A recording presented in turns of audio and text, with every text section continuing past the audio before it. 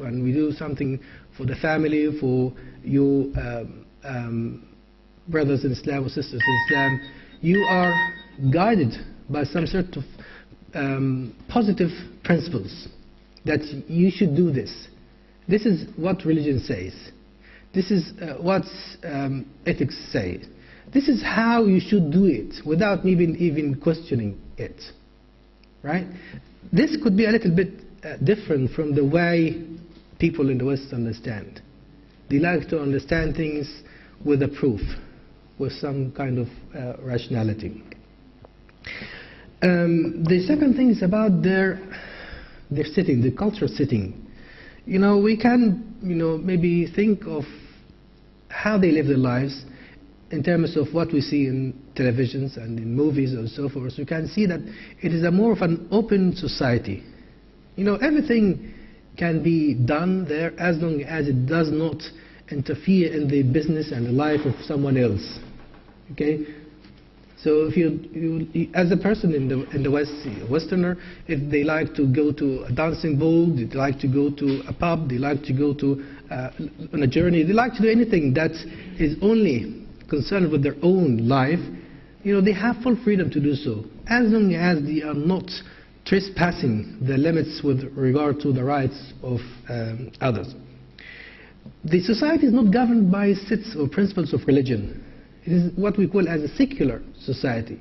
Secular here means that it is not patronized, it is not governed by particular religious principles or tenets. Religion is seen as a private affiliation with a particular religion. You are a Christian, you are a Jew, or you are even an atheist. It doesn't matter. What matters is that you abide by the law of the country. You do your job, you do your duties, which the law requires you to do. As long as you are abiding by this law, you have full freedom to do whatever you like in your life as you deem fit or you deem best for it. So they do not have this authority of religion there. It is a secular society, right? It is more or less orientated towards materialism. Well, in a sense that they assess success in terms of what kind of job do you have and how many years you have been doing it. Where do you live? What kind of car do you drive? All these sort of criteria for success, we can call them as material.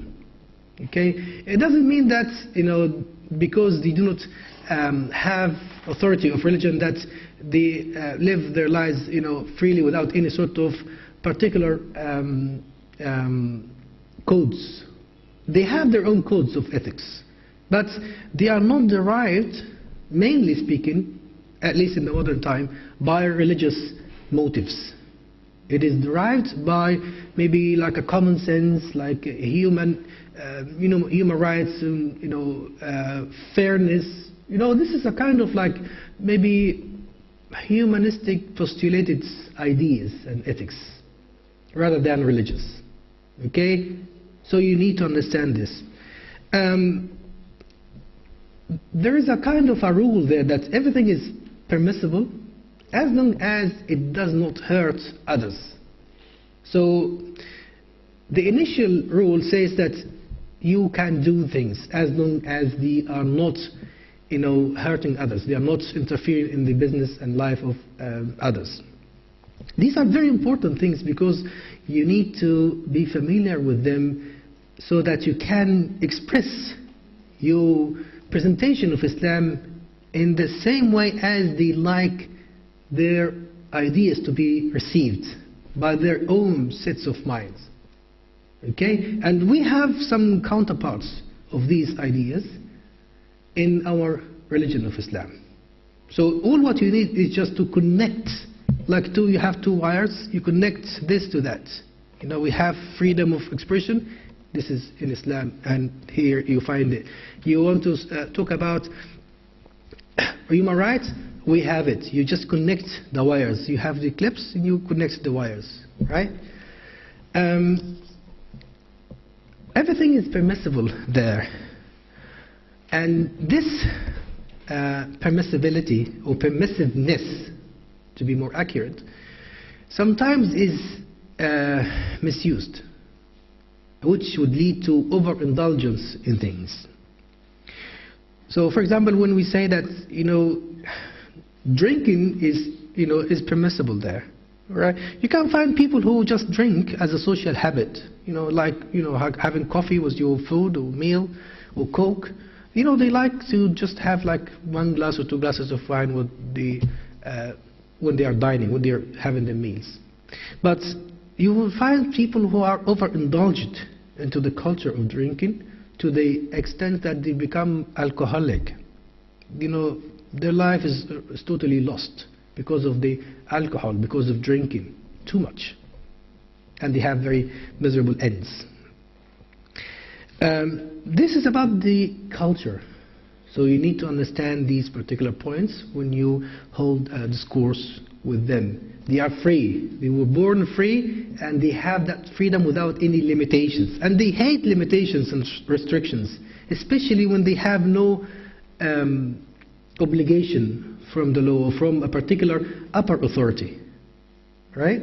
So if you want to impose this limitation on them, you say that, Islam says you do not drink, you do not do this, you do.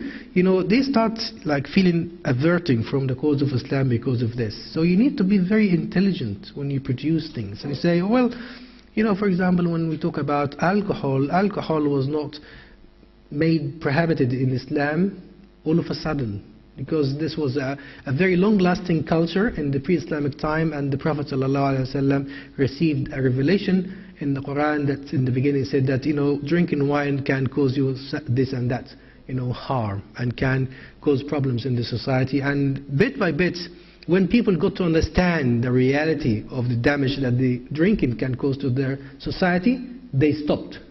They even spilled, as we know from the prophetic traditions, they spilled the wines all over the streets and roads in Medina, and that was very obvious to people to say that they have come to the conclusion with their own rationality and logic that this is not a good habit, so they stopped it.